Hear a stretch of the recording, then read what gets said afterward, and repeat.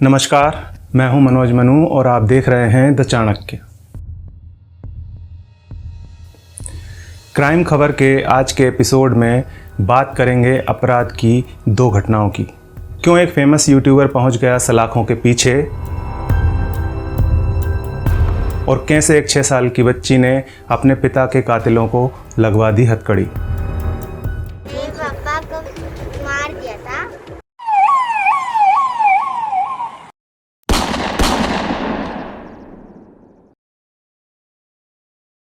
आज की दोनों खबरें मुंबई से हैं।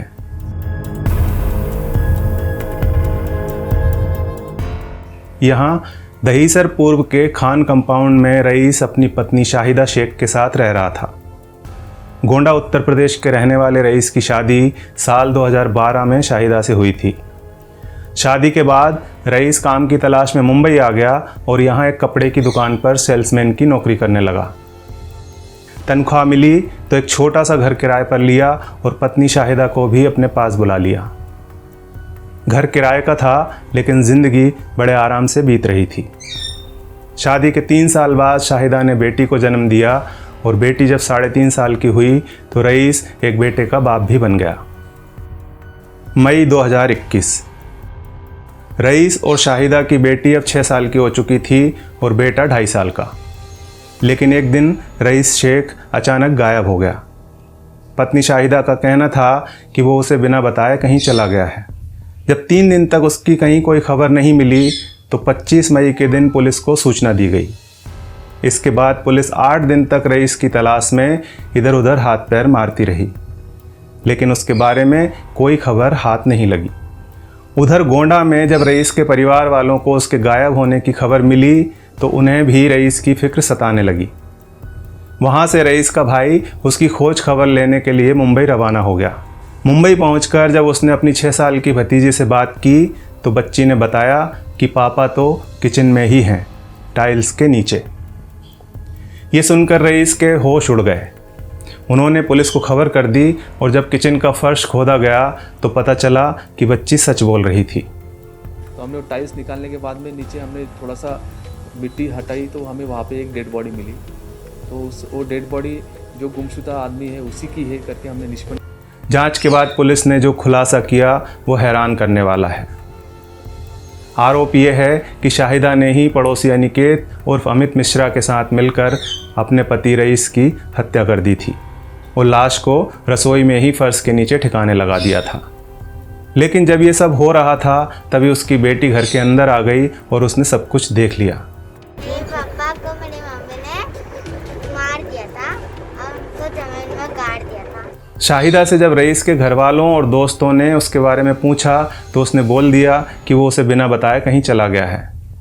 कारण ये था कि रईस की मौत के बाद शाहिदा अपने पड़ोसी अमित मिश्रा के साथ रहना चाहती थी, लेकिन रईस का इस तरह अचानक गायब हो जाना उसके दोस्तों को हजम नहीं हो पाया और खान कंपाउंड में ही रहने वाले उसके एक दोस्त ने 3 दिन बाद दहीसर पुलिस स्टेशन में उसके लापता होने की शिकायत दर्ज करवा दी और आरोपियों को जेल जाना पड़ा।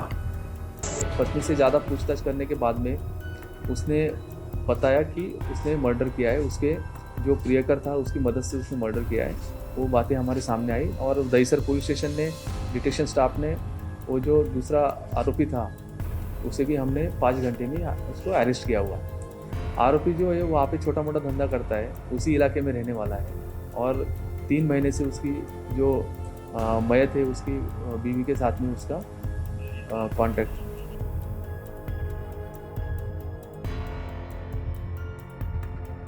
एक फेमस यूट्यूबर जितेंद्र अग्रवाल, जिसे यूट्यूब पर लोग जीतू जान के नाम से जानते हैं, फिलहाल जेल में हैं। जीतू जान के चैनल पर लगभग 3 लाख सब्सक्राइबर्स हैं। कहानी ये है कि इसी साल जनवरी के महीने में जितेंद्र की मुलाकात इंस्टाग्राम के ज़रिए कोमल पाठक से हुई। 2 महीने की जान पहचान के बाद 4 मार्च को दोनों ने शादी कर ली। जितेंद्र अग्रवाल से शादी होने के बाद कोमल पाठक कोमल अग्रवाल बन गई। जितेंद्र के परिवार वाले तो शादी के लिए तैयार थे, लेकिन कोमल का परिवार इस शादी के खिलाफ था। बाद में बेटी के दबाव की वजह से उन्होंने रिश्ता स्वीकार कर लिया था। अभी जितेंद्र और कोमल की शादी को 3 महीने भी पूरे नहीं हुए थे कि 27 मई की दोपहर में कोमल को अस्पताल में भर्ती करवाया गया। वो बेहोश थी और जितेंद्र और उसका परिवार उसे लेकर अस्पताल पहुंचा था, जहां 28 मई की सुबह कोमल की मौत हो गई। माही! पुलिस ने शुरुआती जांच के बाद इसे एक्सीडेंटल डेथ मानकर मामला दर्ज कर लिया, लेकिन इस केस ने उस समय एक नया मोड़ ले लिया जब कोमल के परिवार ने उसकी मौत को हत्या बताया। इसके बाद जितेंद्र पर गंभीर आरोप लगाए गए। कोमल की बड़ी बहन प्रिया तिवारी का कहना है कि 28 मई को जितेंद्र ने फ़ोन करके उसे बताया कि कुछ लिक्विड पीने के कारण कोमल की मौत हो गई है, लेकिन जब वो अस्पताल पहुंची तो उसने कोमल के शरीर पर चोट के निशान देखे। इसके बाद उसे बताया गया कि उसने खुद को लटका लिया था। प्रिया का आरोप है कि अगर उसने खुद को लटका लिया था तो 24 घंटे तक अस्पताल में उसका क्या इलाज चल रहा था। कोमल की मां शीला पाठक का आरोप है कि शादी के 10-12 दिन के भीतर ही कोमल को जितेंद्र ने घर का काम न करने के कारण पीटा था। तुझे बोल रहा हूं दूर रहे मुझसे, मुझे घिन आती तेरे से। 23 मई को जितेंद्र से झगड़े के बाद कोमल घर छोड़कर अपनी एक दोस्त के यहाँ रहने चली गई थी। इसके बाद जितेंद्र ने पुलिस में शिकायत दर्ज करवाई और 26 मई को उसे वापस घर ले गया। ये बातें कोमल ने ही अपनी बड़ी बहन प्रिया को फ़ोन करके बताई थी और इन्हीं फ़ोन कॉल्स के आधार पर कोमल के परिवार ने जितेंद्र के खिलाफ पुलिस में शिकायत की, जिसके बाद भांडुप पुलिस ने जितेंद्र को गिरफ्तार कर लिया है और फिलहाल उस पर लगे आरोपों की जांच चल रही है। इस वीडियो के बारे में अपनी राय कमेंट करके ज़रूर बताइएगा और अगर हमारे चैनल पर नए हैं तो सब्सक्राइब करके जाइए। धन्यवाद।